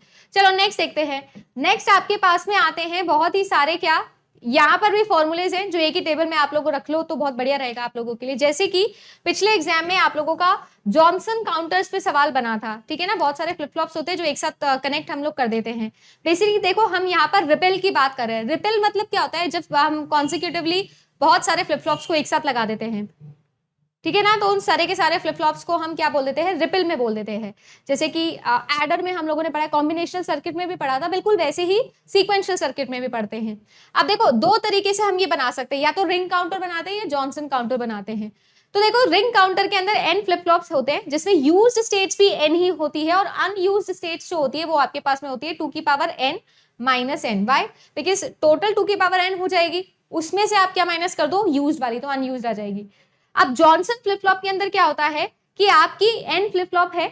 अब होता क्या है इसमें, जो यूज्ड स्टेट्स है वो ट्वाइस हो जाती है, 2 बार ये हो जाती है, और इसमें बस अनयूज्ड में से यूज, टोटल में से अनयूज्ड को माइनस कर दो तो अनयूज्ड निकल जाती है। इसे आप याद रख लेना प्लीज, ठीक है? इसको आप सिर्फ इतना ही याद रखो, क्योंकि इसकी डिटेल समझाने के लिए मुझे कंप्लीट फ्लिप फ्लॉप रिवाइज करना होगा आपके लिए। वो हम लोग करेंगे जब हम शुरू से बेसिक से पढ़ेंगे। अभी रिवीजन के लिए आप इतना याद रख लो, मेरी बात मान के। अगर आपके पास में एन वेरिएबल का काउंटर है तो 2 की पावर n क्लॉक पल्स को काउंट कर सकता है, ये तो हम सब जानते ही हैं। और रजिस्टर अगर एन वेरिएबल का है तो केवल n क्लॉक पल्स को याद रख सकता है, काउंट कर सकता है, ठीक है? नेक्स्ट देखो, अब नेक्स्ट आप लोगों की DAA की बात कर लेते हैं, designing and analysis of algorithms की बात करते हैं। और यहाँ पर designing and analysis of algorithm के अंदर बहुत सारी एल्गोरिथम्स है जो आपको पढ़नी है। हमारे पास में 2 अप्रोच है, कौन कौन सी? ग्रीडी अप्रोच है मैम, और एक डायनामिक प्रोग्रामिंग होती है। ग्रीडी कौन सी होती है? ऑप्टिमल स्ट्रक्चर वाली, है ना, ऑप्टिमल सबस्ट्रक्चर वाली। मैम ये ऐसी अप्रोच है जो सिर्फ क्या देखती है? लोकल ऑप्टिमा देखती है। ग्रीडी है, अभी जो फायदेमंद चीज लग रही है वो स्टेप ले लो, फिर आगे छोड़ो, जो होगा देखा जाएगा, है ना, लोकल ऑप्टिमम देखती है। वेयर एज जो डायनामिक अप्रोच है वो बॉटम अप अप्रोच है, ये क्या देखती है? ये फाइनल रिजल्ट्स पे जाती है। यहाँ पर जो इंटरमीडिएट रिजल्ट्स होते हैं वो एक दूसरे पर इंटरडिपेंडेंट होते हैं। जो 2 स्टेज का रिजल्ट आएगा उसको क्लब करके फिर नए स्टेज का रिजल्ट बनाते हैं ये लोग, तो इंटरडिपेंडेंट होती है stages, that is white is a bottom up approach, where is greedy approach is a top down approach. ये कुछ बातें हैं जो आपको ग्रीडी और डायनामिक के बारे में मैंने बताई। बताइएगा सही बोल रही हूँ या नहीं बोल रही? अब बात आ जाती है कि इसमें बहुत सारी एल्गोरिथम्स है जो आपको पढ़नी है। कौन कौन सी? ग्रीडी और डायनामिक में। अब देखो बहुत सारे टेबल्स है, बहुत सारे हो सकते हैं अलग अलग। मैं आपको जो याद करने बोल रही हूँ वो याद रखो। हाँ देखो, हमारे पास में प्रिम्स और क्रुस्कल्स है, मस्ट टू डू है। मैं बता रही हूँ एग्जाम में खाना खाना भूल जाना एक दिन, बट प्रिम्स और क्रुस्कल्स करना भूलना मत। प्रिम्स और क्रुस्कल भूलना मत, खाना खाना भूल जाना, सोना भूल जाना आप उस दिन, पर ये दोनों नहीं भूल के जाने, आना ही है। और अगर ये नहीं आए ना एग्जाम में, तो वो जैसे अपन इंडिया से हार जाते हैं पाकिस्तान वाले, या पाकिस्तान वाले इंडिया से हार जाते हैं, टीवी फोड़ देते हैं ना, आप सेम कंप्यूटर फोड़ते हैं ना, ठीक है। मेरे को बड़ा बुरा लगे, हर साल आता है ये, हर साल किसी ना किसी फॉर्म में प्रिम्स एंड क्रुस्कल्स। इस बार नहीं आए तो मैं नहीं खेल रहा बोल के आ जाना, हम नहीं खेलेंगे, हमने तो अभी पढ़ाई करी है, ठीक है। ये दोनों की दोनों एल्गोरिथम्स आती है आपकी minimum spanning tree. Minimum spanning tree की एल्गोरिथम है दोनों की दोनों, मस्ट टू डू है, छोड़ के नहीं जाना है इनको, मस्ट टू डू। अब देखो सीन ऐसा होता है, मिनिमम स्पैनिंग ट्री के बारे में मुझे कोई कुछ बता सकता है? कौन सा क्या होता है मिनिमम स्पैनिंग ट्री?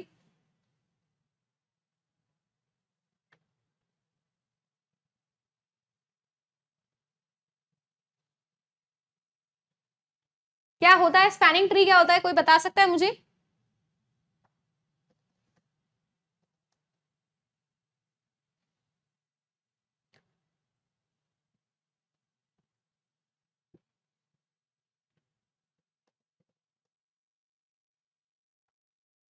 अरे मैम वर्टिसेस सारी ले लो, है ना, वर्टिसेस सारी ले लो, पर एजेस सारी नहीं लेनी है ना। एक कंप्लीट आप ग्राफ से ट्री बना लो जिसमें सारी वर्टिसेस हो, पर एज ना हो। साइकिल नहीं बननी चाहिए, साइकिल नहीं बननी चाहिए, वही मेरे लिए किसी भी अनडायरेक्टेड ग्राफ का मिनिमम स्पैनिंग ट्री होता है। स्पैनिंग ट्री होता है। मिनिमम कब होगा? जब मैम आप कॉस्ट मिनिमम निकाल दोगे, एक से दूसरे वर्टेक्स पे जाने का कॉस्ट मिनिमम ले लोगे, तो वो क्या हो जाएगा मेरा? वो मेरा हो जाएगा मिनिमम स्पैनिंग ट्री, ठीक है। Very good. अब बात आती है प्रिम्स की और आती है बात क्रुस्कल की। मैं आप लोगों को पूछ रही हूँ, बताइएगा कि मैं सही बोल रही हूँ या नहीं। अगर मैं बात करूं प्रिम्स की, ये प्रिम्स का बना रही हूँ, मान लो मेरे पास एक वर्टेक्स ये है, एक वर्टेक्स ये है, एक वर्टेक्स ये है, ठीक है। ये दोनों इससे कनेक्टेड थी डायरेक्टली, और एक ये वर्टेक्स है, ठीक है, और ये इससे कनेक्टेड है। इसका कॉस्ट है 2, इसका कॉस्ट है 3, और इसका कॉस्ट है 1। तो जो मैं हूं, सबसे पहले मैं इस वर्टेक्स पे थी, मैं इससे इस वर्टेक्स पे जाऊंगी, मतलब मेरे पास में सिर्फ और सिर्फ 2 और 3 का ही ऑप्शन था, मैं डायरेक्टली 1 को नहीं जा सकती थी, ठीक है ना। ये वर्टेक्स ए है, ये वर्टेक्स बी है, ये वर्टेक्स सी है, और ये वर्टेक्स डी है। I can not go from A to D, no, I can not choose D next vertex. ये प्रिम्स कहता है कि प्रिम्स जो है वो बोलता है कि सिर्फ और सिर्फ नेबर नोड पे काम करोगे आप। क्या मैं ये ट्रू बोल रही हूं या फॉल्स बोल रही हूं? इतना बता दो, मुझे पता लग जाएगा याद है या नहीं। Path in a graph which gives minimum cost. Yes, of course. Is it true or not? Prim's algorithm कहती है कि सिर्फ नेबर नोड पे जा सकते हो आप, कनेक्टेड नोड्स पे जा सकते हो, इन पे नहीं जा सकते, दूसरों पे नहीं जा सकते। ये प्रिम्स है या क्रुस्कल है? टूरूरू कौन है ये? हाँ, मुझे पता ही था, ये कोई पुराना ही होगा ये, ठीक है। प्रिम्स यही कहती है। क्रुस्कल क्या कहता है? क्रुस्कल कहता है छोड़ो ना, ये क्या लगा है पड़ोसी पड़ोसी धर्म, कुछ नहीं निभा रहे हम, जो सबसे छोटी दिख जाए आप तो वही एज उठा लो, है ना, जो सबसे छोटी दिख जाए वही उठा लो।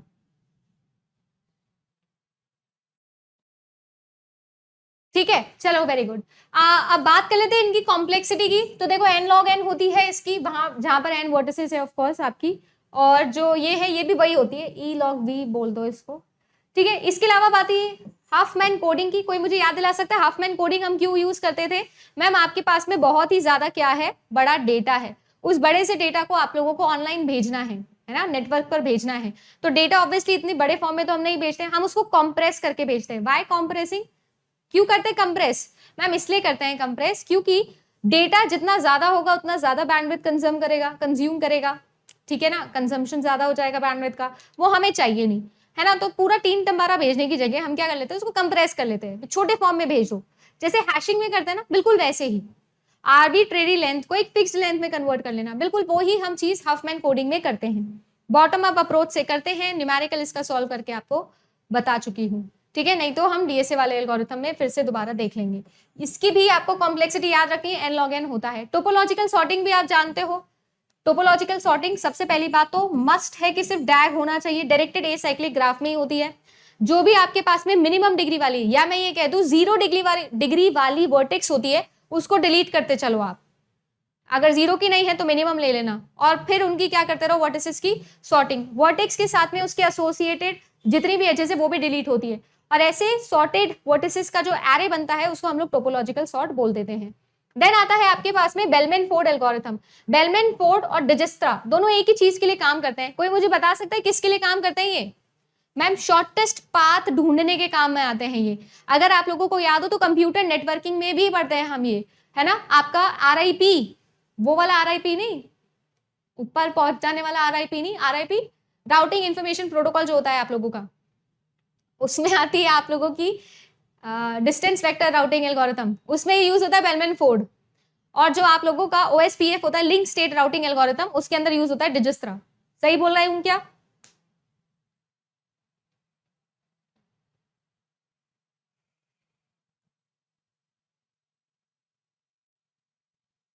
ये मैंने बहुत सारी चीजें बोल दी एक साथ, और ये आप लोगों का स्टेटमेंट वाला सवाल था जो पिछले साल बना था। तो देखो बेलमैन फोर्ड जो है इसकी होती है n²। बेलमैन फोर्ड जो है वो डायनामिक प्रोग्रामिंग पर बेस्ड है, और डिजिस्त्रा जो है वो ग्रीडी पर बेस्ड है। ये भी बताना सही बोल रही हूँ या नहीं। इसको हम लोग बोलते हैं n log n, है ना। इसे हम क्या बोलते हैं? n log n बोलते हैं। चलो गुड। अब नेक्स्ट आ जाता है आप लोगों का multi stage graph problem. Sorry, एक रह गया भैया ट्रांजिटिविटी वाला, हमारा बेचारा प्यारा सा फ्लॉयड वॉर्शल एल्गोरिथम। ये पिछले साल आया था आपके एग्जाम में, है ना। बहुत सारे बच्चों को ऐसे लग रहा होगा मैम आप तो सब में ही बोल रहे हो, पिछले साल आया था। पिछले साल की बिहाफ पर ही ये टेबल बनाई है, तो इसीलिए आपको मैं बोल रही हूँ, क्योंकि मैच द कॉलम था और कॉम्प्लेक्सिटी को मैच करना था, तो इसलिए बहुत सारी आई थी। बेलमैन फोर्ड भी हो गया, डिजिस्त्रा भी हो गया, और फ्लॉयड वॉर्शल भी हो गया। ये एक से सभी का शॉर्टेस्ट पाथ निकालने के लिए काम में आती है, ऑल पेयर शॉर्टेस्ट पाथ, ठीक है। इसी से मैंने आपको ट्रांजिटिव रिलेशन निकालने का भी एक शॉर्टकट बताया था, इफ यू रिमेम्बर। कुछ तो बचा है। अच्छा, ओला का बजा है।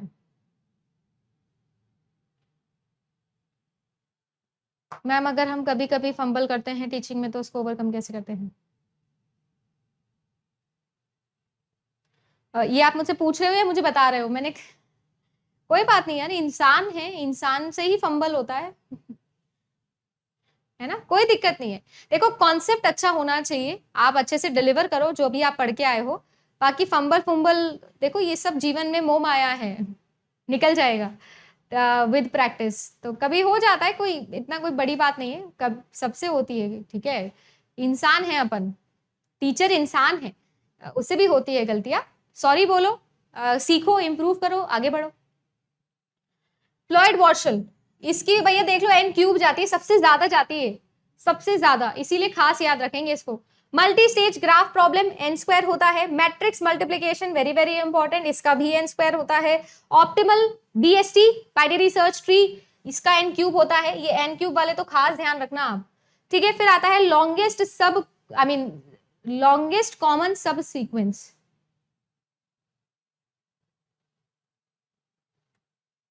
बिल्कुल, वेरी गुड, नेगेटिव एज यही अलाउ करता है ना। लॉन्गेस्ट कॉमन सब सीक्वेंस ये होता है m×n। अच्छा, सब सीक्वेंस फाइंड आउट करने के मैंने आपको 3 एल्गोरिथम बताई थी, किसी को याद है क्या? किसी को याद है क्या? मैंने 3 तरीके की एल्गोरिथम आपको बताई थी अगर मैं सब सीक्वेंस फाइंड आउट करना चाहती हूं तो। कोई मुझे बता सकता है कौन सी 3 है वो, आपको याद हो तो?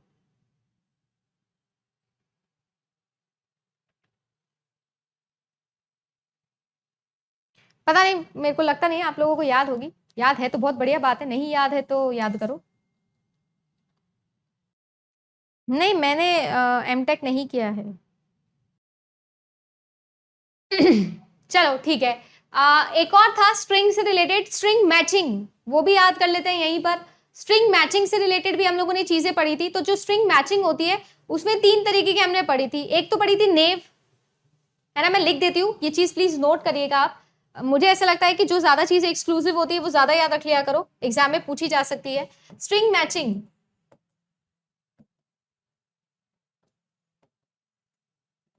ठीक है।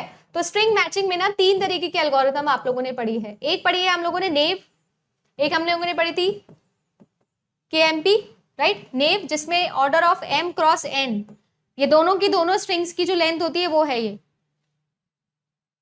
ठीक है। फिर इसके अलावा हमारे पास में होता था क्रूथ, मॉरिस एंड पैट, ठीक है ना, ये साइंटिस्ट के नाम है, क्रूथ, मॉरिस और पैट, ये भी आप याद रख लीजिए, m+n होता है। और इसके अलावा एक कार्प भी होता था, रैबिन कार्प, है ना, इनका भी आपको याद रखना है। ये स्ट्रिंग मैचिंग की है, ये और नेव सेम ही होते थे, order of m cross n। ये 3 और एल्गोरिथम याद कर लो, आपके काम आएगी, है ना, प्लीज ये याद रख लेना, काम आएगी। नेव लिखा है, केएमपी लिखा है, क्रूथ, मॉरिस और पैट, तीनों साइंटिस्ट का नाम है। ऐसे 3 साइंटिस्ट वाले बहुत सारी चीजें जो हमने पढ़ी। अभी कल आपको आरएसए का क्वेश्चन भी सॉल्व करके दिखाया था, है ना, राइविस्ट, शामिर एंड अल्डमैन, ये भी 3 साइंटिस्ट थे, ये भी 3 साइंटिस्ट थे। स्ट्रिंग मैचिंग इन्होंने करके देखी थी। आपको अगर याद हो तो ऐसे मैट्रिक्स बना के मैंने सॉल्व भी करके दिखाया था, आपको किया होगा आपने, है ना, यहाँ पर सारी स्ट्रिंग, यहाँ पर सारी स्ट्रिंग, और फिर इस तरीके से मैम मैच करते हुए चलते थे। फाइनल में जब है वो सारी मैचिंग आ जाती थी, 0 आंसर आ जाता था, तो हम बोल देते स्ट्रिंग मैच, अदरवाइज नॉट, ठीक है। जब हम पढ़ेंगे कोर्स दोबारा से तो बिल्कुल डिस्कस करेंगे। फिलहाल के लिए आई थिंक रिवाइज कर लो, इतना सफिशिएंट, एग्जाम ही है अब तो। Number of different binary trees possible with in unlabelled nodes, अगर आपके पूछा जाए तो फॉर्मूला होता है इसका 2 की power n cn divided by n+1, ठीक है। Number of different binary trees जो कि लेबल्ड नोड्स के साथ में आते हैं तो बस n फैक्टोरियल से मल्टीप्लाई हो जाता है, ठीक है। जो सबसे फर्स्ट बैच वाला बच्चा है, अगर कभी वो देखे ये वीडियो या कोई हो आपकी जानकारी में ना, तो आप उससे पूछना, मैंने अपने हैंड रिटन नोट्स की फोटो उनसे टेलीग्राम पे शेयर करी थी, आई रिमेम्बर स्टिल, उसमें मैंने ऐसे ही डायग्राम या ऐसा ही टेबल बना के आपसे शेयर किया था। तो क्या एक जगह आप सारी टेबल रख लोगे ना तो आपको रिवाइज करने में आसानी रहेगी। तो ये मैंने पहले भी दिया था इसीलिए मुझे याद है, प्लीज इसको आप अच्छे से पढ़ना। मिनिमम नंबर ऑफ नोड्स की अगर मैं बात करूं बाइनरी ट्री में, अगर हाइट h है तो वो h+1 हो जाता है। ये हर बार आता है, मिनिमम ट्री हाइट, मैक्सिमम, ये हर बार आता है, मिनिमम नोड्स, मैक्सिमम नोड्स, है ना। मिनिमम नंबर ऑफ नोड्स अगर आपकी ट्री की हाइट h है तो वो हो जाता है 2 की पावर h+1 -1। वाई -1? कोई मुझे इसमें -1 का बता सकता है रीजन? वाई -1 रूट के लिए होता है क्या ये?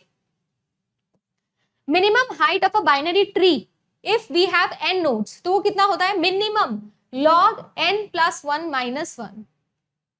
अगर मैक्सिमम हाइट पूछूं तो वो कितनी होती है? n-1 होती है। ये तो हमको पता ही है। अगर मैं आप लोगों को बोलूं कि एक ट्री है मेरे पास में, मान लो एक ट्री है ना, तो रूट से लीफ तक की जो डिस्टेंस होती है, टोटल नंबर ऑफ नोड्स जितनी भी आएगी रूट से लीफ के बीच में, वो मेरे पास में हाइट होती है क्या? बताइएगा। और लीफ नोड से रूट नोड तक का जो डिस्टेंस होता है, क्या वो डेप्थ होता है क्या? ये मैं सही बोल रही हूं क्या या उल्टा बोल रही हूं? कोई मुझे बता सकता है ये चीज? ये चीज मैंने सही बोली है या उल्टी बोली है? अगर मैं आपसे बोलूं डेप्थ ऑफ अ नोड बताओ, तो जैसे ये नोड है ना, इसका मुझे डेप्थ बताना है, तो मैं ये कह रही हूं कि रूट से ये जितना दूर है वो इसकी डेप्थ होती है। मैं यही बोल रही हूं, बताना गलत है या सही है। और लीफ से जितनी इसकी डिस्टेंस होती है वो इसकी हाइट होती है। सही बोला है कि मैंने ये?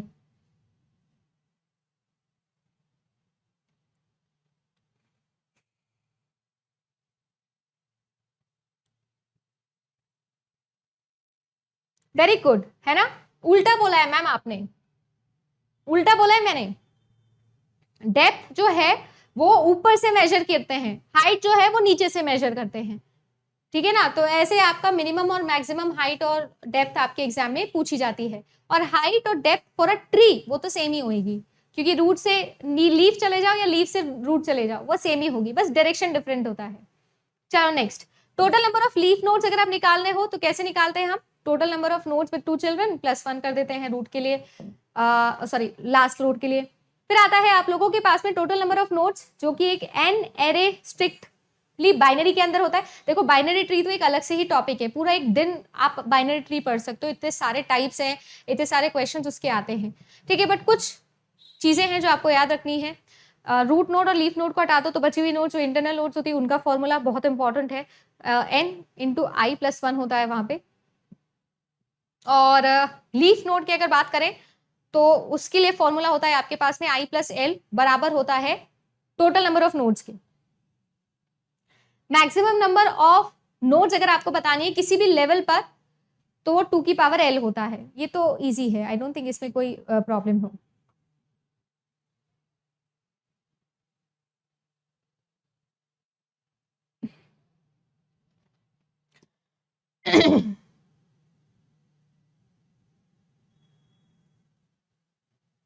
लेबल्ड और जो आपका अनलेबल्ड है ना, ये बिल्कुल वैसे काम करता है जैसे आपका नेम डिवाइस जैसे बात करता है।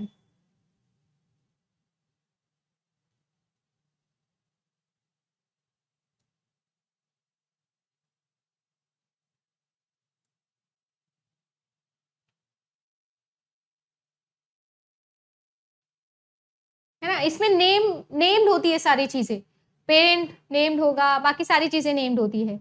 अनलेबल्ड के अंदर नहीं होती है। बेसिकली अनलेबल्ड के अंदर आप ये कह लो हाइट और डेप्थ दोनों निकालने में एक ही आंसर आ रहा है मेरा, डायरेक्शन नहीं होता है। जैसे कि आपका डायरेक्ट और अनडायरेक्टेड में डिफरेंस होता है, बिल्कुल वैसे ही बाकी सब सेम होता है, ठीक है। चलो नेक्स्ट देखते हैं हम। नेक्स्ट आपके पास में कौन सी आती है, number of binary search trees अगर आपको निकालने हैं, डिस्टिंक्ट बाइनरी सर्च ट्रीज, तो वो कितनी होती है 2⁴n Cn। बेसिकली वही है, देख लो है वही, सेम ही है। नेक्स्ट एक और टेबल है जो आप लोगों के काम आ सकती है, वो है नॉर्मलाइजेशन वाली टेबल, ठीक है। यूजुअली जो है हम लोग लेबल्ड ट्री ही पढ़ाते हैं। नंबर ऑफ ट्री वाला, हाँ नंबर ऑफ ट्री वाले में जो पूछ रहे हो आप पेशना,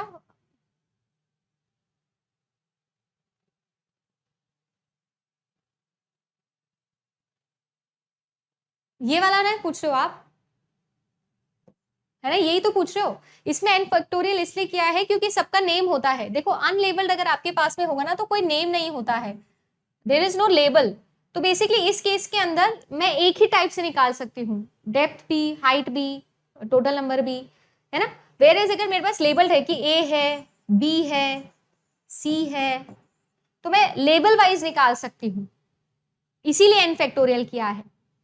लेबल वाइज निकाल सकती हूँ ना, इसलिए आपका फैक्टोरियल किया है। क्यों, ऑल पॉसिबल केसेस आ जाएंगे उसके अंदर, जितने तरीके से लेबलिंग कर सकते हो उतनी तरीके से निकाल सकती हूं मैं, that is why it is different. n factorial सिर्फ पॉसिबिलिटी के लिए करा है यहां पर।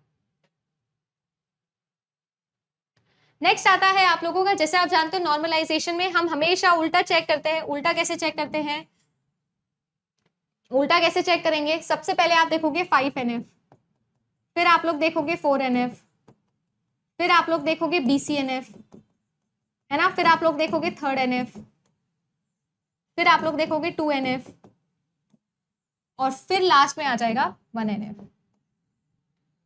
ओहो बोर्ड ही खत्म हो गया।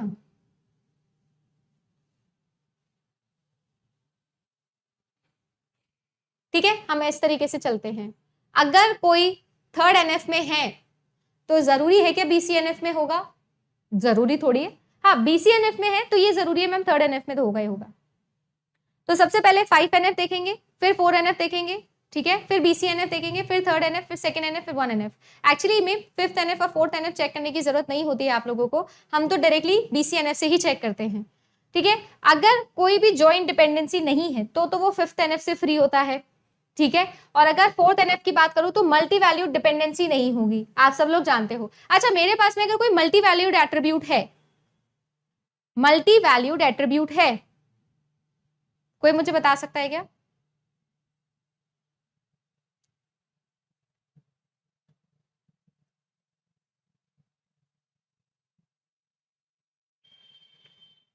तो मैं उसके लिए अलग से कॉमा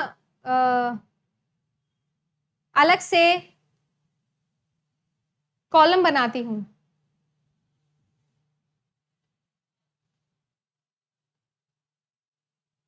लेबलिंग उल्टा लिखा है किसका? इसका।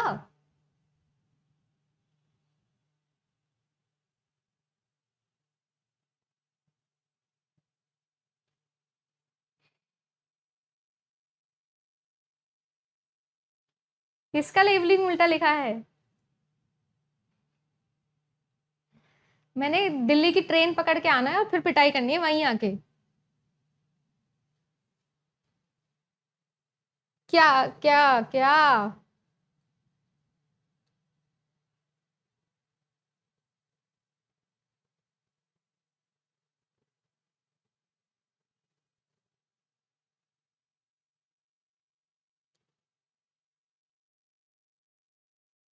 क्या? मेरे को नहीं समझ आ रहा, मैंने कुछ उल्टा लिख दिया है क्या यहाँ पर?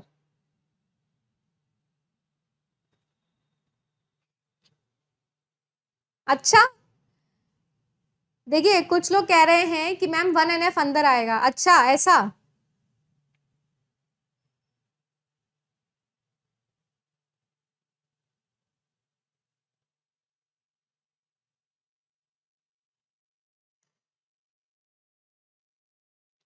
अच्छा, मतलब आप ये कहना चाहते हो कि मैम आपने ये जो BCNF अंदर रखा है ये नहीं अंदर आएगा, 1NF अंदर आएगा। अच्छा, 1NF अंदर आ गया, फिर आप कह रहे हो कि मैम फिर 2NF आएगा, है ना? फिर आप बोल रहे हो 3NF आएगा, फिर आप बोल रहे हो कि BCNF आएगा। ऐसा है ना? ये बोलना चाह रहे हो? आप बोल रहे हो A, मैं कह रही हूं कि B।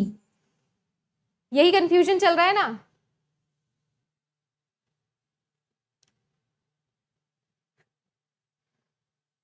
चलो आओ इनसे बात करते हैं थोड़ी।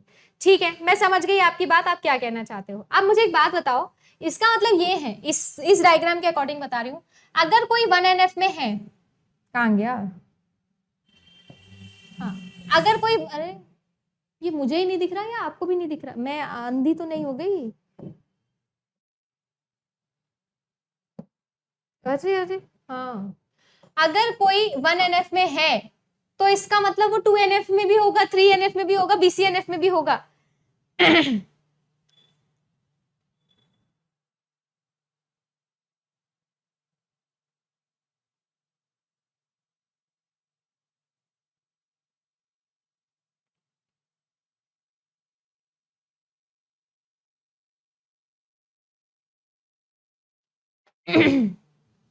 Ma'am, it is right as you are showing process of solving problems. Yes, I am showing you the process of solving problem. मैंने एरो भी बनाया ना बाहर की तरफ।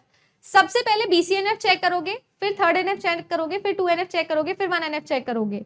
अगर कोई टेबल, कोई रिलेशन 3rd NF में है, इसका मतलब वो है कि वो 2 में भी होगी और 1 में भी होगी, पर इसका मतलब ये नहीं कि वो BCNF में भी होगी, ये नहीं है इसका मतलब।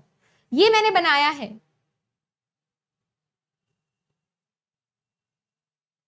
ठीक है, मैं प्रॉब्लम सॉल्विंग का तरीका बता रही हूँ, ये सही है, इसी तरीके से चेक करते हो। हाँ, ये बात आपकी सही है कि जो 3rd NF में होगा वो डेफिनेटली 2nd NF में भी होगा और 1st NF में भी होगा, बट नॉट कंपल्सरी कि वो BCNF में हो, इसलिए BCNF अलग है, ऊपर आएगा BCNF। ठीक है, ये सही है डायग्राम। चलो जी, अब मैंने आप लोगों को एक तरीका सिखाया हुआ है इसका, जितने बच्चे हैं जिनको नहीं याद है उनको याद करवा देते हैं दोबारा से। क्या तरीका बताया था? फिर टेबल आप लोग ले लेना। अल्फा टेंड्स टू बीटा है आपके पास में। सबसे पहले मुझे चेक करना है BCNF। मैं कैसे चेक करूंगी? Alpha must be a super key, it must always be a super key. If every alpha in the given functional dependency is not a super key, then मैं बोल दूंगी BCNF में नहीं है, है ना? मिक्स मत करो यार, टेंशन मत लो, आपको सही आता है, जस्ट बी कॉन्फिडेंट। हाँ, मैं जो बोल रही हूं, मैं क्या बोल रही हूँ, सबसे पहले BCNF चेक करेंगे, फिर हम उल्टा चेक करेंगे। आप ये कहना चाहते हो कि मैम 3rd NF में है, उसके अंदर 2NF आ जाएगा। क्यों आ जाएगा? क्योंकि मैम जो 3rd NF में है वो 2NF में भी होगा, बट मैं आपको बता रही थी कि सॉल्व कैसे करते हैं, तो मैंने सही बनाया था। आप कंफ्यूज हो गए हो, गलत नहीं हो, जस्ट बी कॉन्फिडेंट, पैनिक मत करो, आपको आता है, आपको आता है। चलो नेक्स्ट देखते हैं, ये तो हो गया किसका? BCNF का। फिर चेक करते हैं हम 3rd NF। उल्टा चेक करते हैं ना हम, थर्ड एनएफ पे आ जाता है। थर्ड एनएफ में मेरे पास दो शॉर्टकट थे मैम। पहला तो क्या, या तो अल्फा क्या हो, सुपर की हो। अगर अल्फा सुपर की नहीं है तो मैं क्या चेक करती थी, मैं चेक करती थी बीटा, और बीटा क्या हो प्राइम। सही लिखा है ये मैंने। अब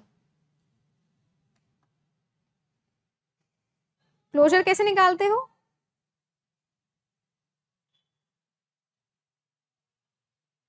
क्लोजर का मतलब होता है कि जिस भी रिलेशन पे आपको क्लोजर निकालना है उसी के साथ में रिफ्लेक्सिविटी चेक कर लो, ठीक है। जैसे कॉनकैटिनेशन का निकालना है तो कॉनकैटिनेट करके दिखा लो, ऐसा। Beta must be a prime, तो दोनों में से जो भी फॉलो हो जाए तो वो थर्ड एनएफ में हो जाता है। टू एनएफ में it must be free from partial dependency, कोई अकेला नेता नहीं बनना चाहिए, ठीक है। अच्छा, थर्ड एनएफ की डेफिनेशन में बोल रही हूँ, बताना ट्रू है या फॉल्स है, और आराम से सोच के बताना। मैं ये कह रही हूँ कि a functional table or a given relation will be in third NF form if first of all it must be in a 2NF form and then it must be free from transitive dependency। ये तो हम सबको पता है कि true statement है। अच्छा, transitive dependency का मतलब ये है कि a prime attribute deriving a prime attribute. ये मैंने सही बोला है क्या? A prime attribute deriving a prime attribute is not allowed in third NF form. A prime attribute is not allowed to find a prime attribute. ठीक है, वैसे ये लिखा भी था, चीटिंग होगी थोड़ी, यहाँ पे लिखा भी है ये।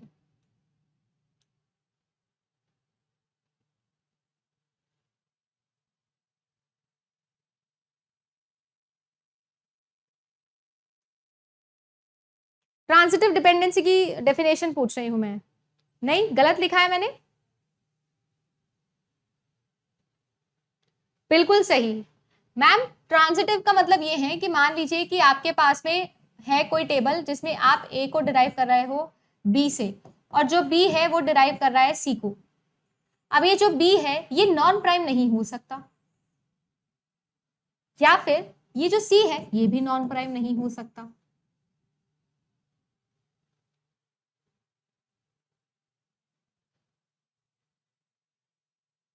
ये सही लिखा है क्या मैंने? ठीक है जी। नॉन प्राइम मेंबर क्या नहीं करेगा? डिराइव नहीं करेगा।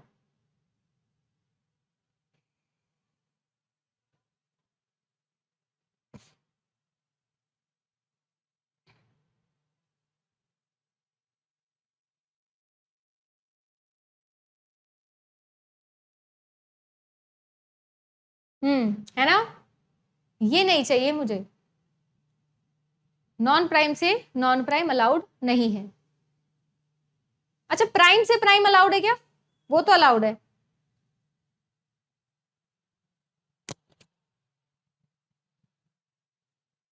ठीक है, तो पार्शियल डिपेंडेंसी में क्या देखते हैं हम लोग? ये देखते हैं मैम कि कोई भी प्राइम एट्रीब्यूट अकेला किसी नॉन प्राइम एट्रीब्यूट को ना डिराइव कर रहा हो, हम ये पार्शियल डिपेंडेंसी में देखते हैं।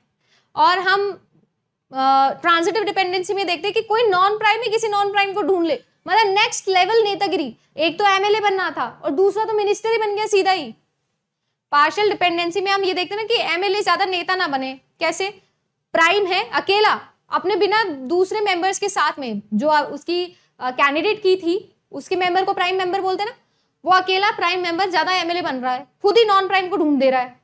और ट्रांजिटिव में हम ये देखते थे मैम कि ये मिनिस्टर ना बने, मतलब प्राइम भी नहीं है, नॉन प्राइम है, और फिर भी नॉन प्राइम को ढूंढ दे,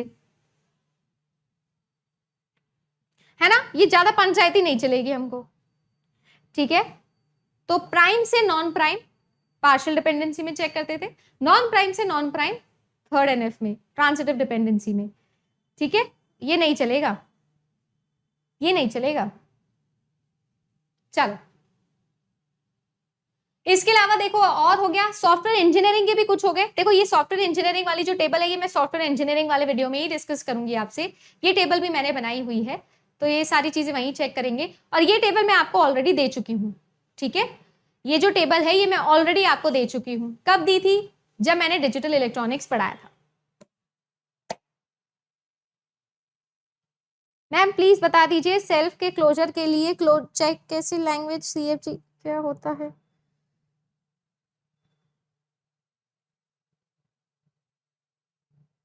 नहीं नहीं ऐसा नहीं होगा रोशन, है ना, मैं कोई फॉल्स प्रॉमिस आपको कभी नहीं करूंगी, ये कभी भी नहीं होगा, ठीक है, ये पॉसिबल ही नहीं है, it is not possible for me, ठीक है। नया कोर्स आ जाएगा, नए कोर्स में एनरोल कर लेना आप, ठीक है, and I will definitely try कि नॉमिनल चार्ज हो उसका, ठीक है।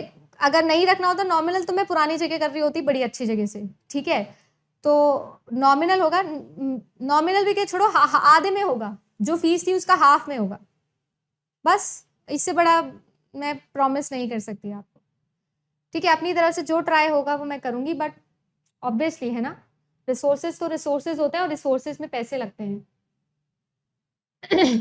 ठीक है जी, ये टेबल मैं आपको ऑलरेडी दे चुकी हूँ, तो मुझे नहीं लगता दोबारा डिस्कस करने की जरूरत है इसे, सारे लॉज हैं, आइडेंटिटी लॉज हैं, ये एग्जाम में आते हैं भाई, involution law, identity law, idempotent law. तो मेरे हिसाब से आज मैंने बहुत सारी टेबल्स आप लोगों से स्टार्ट कर ली है, बहुत ही ज्यादा, है ना, बहुत ज्यादा टेबल्स है जो हमने स्टार्ट की है यहाँ पर। अब मैंने स्टार्ट कर दी है, इसका मतलब ये है कि मैंने अपनी तरफ से इनिशिएटिव दे दिया है आपको, सारी कलेक्टिव इंफॉर्मेशन एक में। अब आपका ये कर्तव्य और फर्ज बनता है कि आप इसे रिवाइज करें अपने एंड पे। 1.5 घंटे क्लास ले दी आपके लिए, मैराथन ही हो गया ये, ठीक है।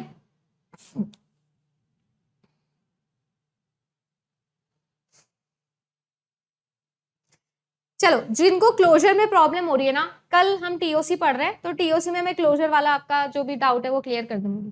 परसों हम डीएसए पढ़ेंगे, डेटा स्ट्रक्चर्स, तो उसमें जो जिसका डेटा स्ट्रक्चर का कोई डाउट रह गया वो बता देना, ठीक है।